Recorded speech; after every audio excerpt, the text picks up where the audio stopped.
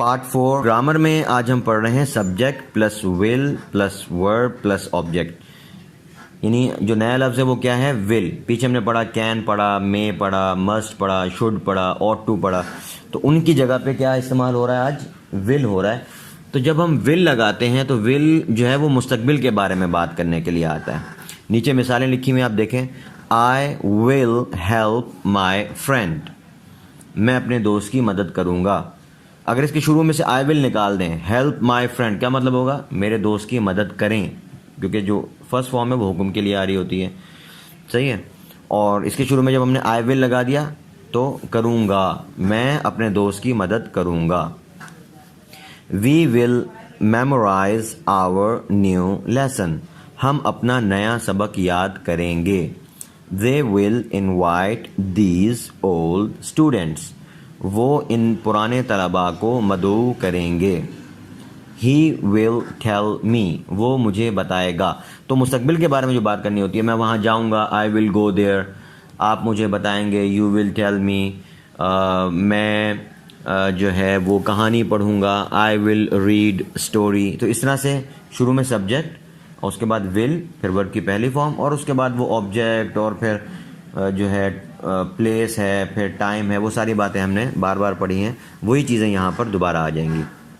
اچھا جی، اب یہاں پہ آ کے ہم ذرا تھوڑی سی ایک نئی چیز کی طرف جا رہے ہیں. اس کو آپ نے سمجھنا ہے. یہ جو ہم نے وربس پڑھے ہیں، کین ہے، یہ can, should, ought to، must، will آج ہم نے پڑھا.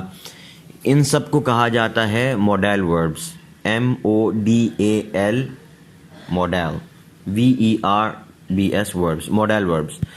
اور موڈیل وربس معنی کیا ہوتا ہے؟ ان کا معنی آپ نے پڑھ لیا. کین کا یہ مطلب ہے، شوڈ کا یہ مطلب ہے، مسٹ کا یہ مطلب ہے، ought to کا یہ مطلب ہے، will کا مطلب آج آپ نے دیکھ لیا. تو ان کو کیا کہتے ہیں ہم؟ موڈیل وربس. تو ابھی تک ہم نے اس کے مثبت جملے بنائے ہیں کہ ان کو ہم مثبت جب جملے بنانے ہوتے ہیں تو کیا طریقہ ہوتا ہے کہ سبجیکٹ لگاتے ہیں، پھر موڈیل ورب لگاتے ہیں، اس کے بعد ہم ورب کی پہلی فارم لگاتے ہیں، اور پھر آخر میں اس کے بعد آبجیکٹ اور پلیس اور ٹائم اور وغیرہ وغیرہ وہ چیزیں لگتی رہتی ہیں. ان کو منفی، نیگیٹیوز کا جو دوسرا عنوان ہے ہمارا، نیگیٹیوز کا جو یہ ہے، یعنی منفی بنانے کا طریقہ کیا ہے؟ منفی بنانے کا طریقہ یہ ہے کہ ان موڈیل وربس کے ساتھ، یعنی can, should, ought to، must، will، ان کے ساتھ ناٹ کا اضافہ کر دیں گے. صحیح ہے. جیسے اب مثالیں دیکھیں آپ. they will not reject your report. وہ آپ کی رپورٹ کو مسترد نہیں کریں گے. I cannot tell you the news. میں آپ کو خبر نہیں بتا سکتا. they should not write letter. انہیں خط نہیں لکھنا چاہیے. You must not tell a lie. آپ کو جھوٹ بالکل نہیں بولنا چاہیے. He may not punish them. شاید وہ ان کو سزا نہ دے. It might not work. شاید یہ کام نہ کرے. ٹھیک ہے. تو یہ ہم نے پڑھے ہیں. ان کو منفی بنانے کے لیے ہم کیا کریں گے؟ ان کے ساتھ ناٹ کا اضافہ کر دیں گے. صرف ایک بات یہاں پہ اور سمجھ لیں کہ باقی سب میں جب ہم ناٹ کا اضافہ کریں گے تو لکھنے میں فاصلہ ہوگا. یعنی ول، پھر فاصلہ، پھر ناٹ، میں، پھر فاصلہ، پھر ناٹ. لیکن کین ناٹ کا جو لفظ ہے وہ ملا کر لکھا جاتا ہے. جہاں جیسا کہ مثالوں میں آپ دوسرے جملے میں دیکھیں، وہاں پہ کین ناٹ جو لکھا ہوا ہے وہ CANNOT لکھا ہوا ہے. تو اس کو وہ ملا کے لکھتے ہیں. صحیح ہے.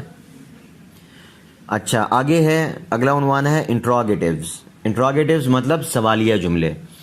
انہی موڈیل وربس کے جو ہم نے پڑھے ہیں، کین پڑھا ہم نے، اور کوڈ پڑھا، ول پڑھا، مسٹ پڑھا، مے، مائٹ، شوڈ، ought to. ان کو ہم سوالیہ اگر ان سے جملہ بنانا چاہیں، جیسے آئی کین گو، میں جا سکتا ہوں، لیکن کیا میں جا سکتا ہوں؟ اگر اس طرح کا جملہ بنانا تو ہم کیا کریں گے؟ ہم ان موڈیل وربس کو جملے کے شروع میں لے آئیں گے. تو شروع میں موڈیل وربس آئے گا، پھر اس کے بعد سبجیکٹ، یعنی آئی، وی، you, they, he, she, it, یا کوئی بھی نام کسی کا، خالد، فاطمہ، کیٹ، اور اس کے بعد پھر ورب کی پہلی فارم، اور اس کے بعد آبجیکٹ، اور پھر پلیس اور ٹائم، وہ ساری چیزیں. ٹھیک ہے. مثالیں دیکھیں. کین وی گو. کیا ہم جا سکتے ہیں؟ مے آئی کم ان. کیا میں اندر آ سکتا ہوں؟ Must you sleep here. ضرور آپ کو یہاں سونا ہے. صحیح ہے. کیا آپ کو ضرور یہاں سونا ہے؟ ول دے ٹیک رسپانسبلٹی. کیا وہ ذمہ داری لیں گے؟ Should I right now. کیا اب میں لکھوں، یعنی کیا مجھے لکھنا چاہیے؟ صحیح ہے. تو یہ سوالیہ بنانے کے لیے ہم کیا کریں گے, ان کو شروع میں لے آئیں گے. اب آپ کی ایکسرسائز ہے انگلش ٹو اردو اور اردو ٹو انگلش. اس کو دیکھ لیں. پہلا جملہ ہے وی ول الاؤ دیم. دوسرا ہی will appear in the program. تیسرا I will boil that milk. Number 4 they will catch the bus tomorrow. Number 5 they will earn more money there.